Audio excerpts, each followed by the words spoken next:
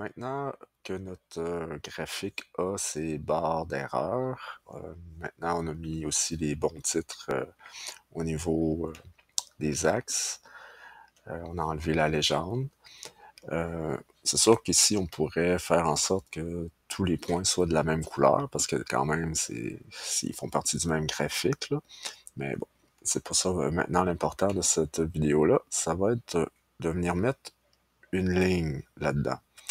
Alors, pour pouvoir faire ça, ben, il va falloir faire bien sûr un tour de passe-passe parce que là, en ce moment, je peux pas changer mon graphique pour des lignes, des choses comme ça, parce que finalement, chaque point est une série. Okay?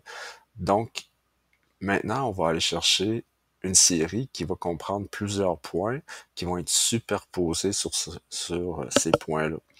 Donc, on sélectionne, on fait bien sûr notre right-click, on va venir ici faire style du graphique. Et là, on va venir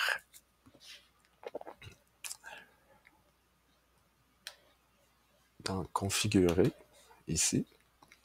Et là, tu vois, nos séries sont ici. Puis là, on va ajouter une série.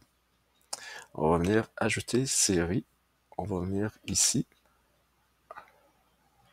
Comme ça. Puis là, il me dit quelle plage. On va aller chercher la plage. Puis là,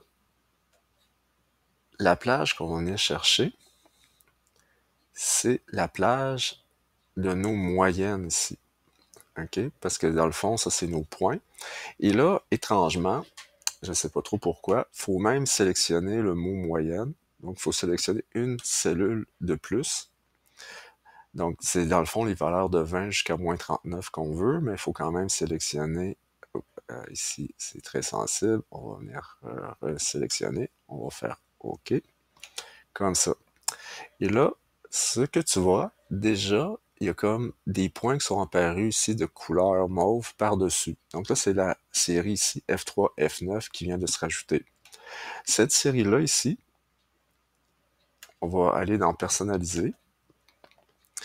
On va venir dans Série, ici. Et dans les séries, tu vois, il y a la série mauve qui est là. On va juste comme descendre un peu pour voir notre graphique. Parce que là, tu vois, il y a des points mauves qui sont apparus sur les autres, comme ça. On pourrait les laisser ici mauve, parce que là, dans le fond, ça fait que nos points sont tous de la même couleur.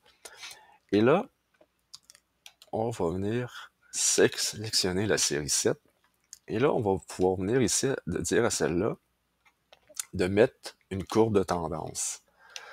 Et là, la courbe de tendance, ça ici, tu vois, c'est une courbe, une droite linéaire. Donc, la droite linéaire, c'est la droite la mieux ajustée qui passe à peu près de façon égale entre les points. On pourrait aussi, à la limite, choisir d'autres types exponentiels. Ça ferait ça. Donc, on voit que c'est pas très pratique. Polymonial, ça veut dire ici de degré 2. On voit que ça couvre quand même bien ça. Puis là, ça, on pourrait par la suite aller chercher notre osmolarité, l'endroit où ce que ça croise ici à 0. Donc la concentration qui est finalement en sucre dans nos morceaux de pommes de terre. Alors, tu vois, ce serait la façon de rajouter une ligne à ton graphique.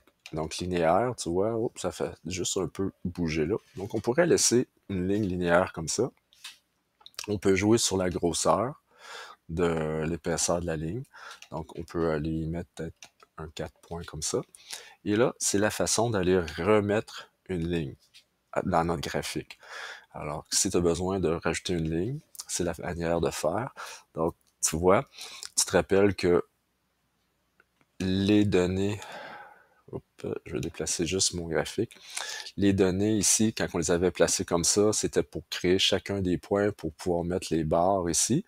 Sauf que pour pouvoir ajouter une ligne à ton graphique, là, tu as besoin d'aller chercher finalement carrément la colonne ici de la moyenne qui va venir se coller à chacun des points ici. Et là, on va pouvoir par la suite passer une droite la mieux ajustée à travers ces points-là. Et ça va nous permettre d'avoir finalement, comme je dis, une droite dans notre graphique.